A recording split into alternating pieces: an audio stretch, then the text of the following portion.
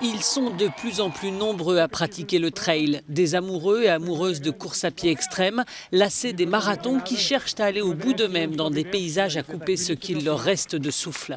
Rodrigo Barbosa, journaliste à Euronews et trailer, nous fait vivre de l'intérieur sa course à Madère.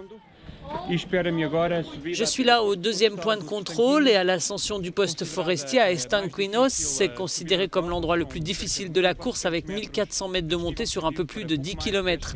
Ceux qui le savent disent que quand cette montée est faite, c'est déjà la moitié de la course. Nous verrons, il est presque 4 heures du matin.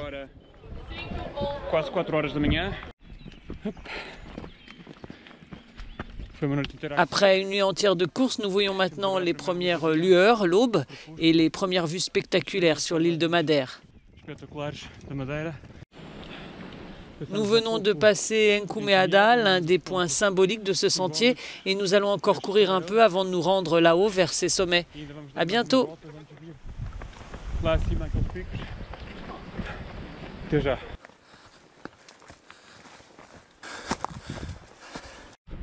Nous sommes à la fameuse montée du tube qui est légèrement raide, comme vous pouvez le voir.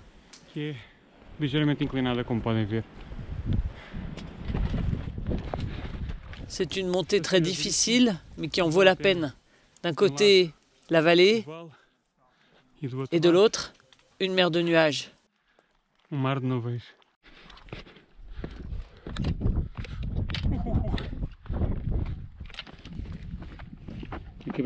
Je viens de quitter le point de contrôle au kilomètre 85, il reste 30 km à parcourir.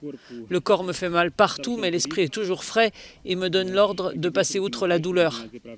Il y a une autre montée difficile et puis après on sera à seulement 25 km de l'arrivée.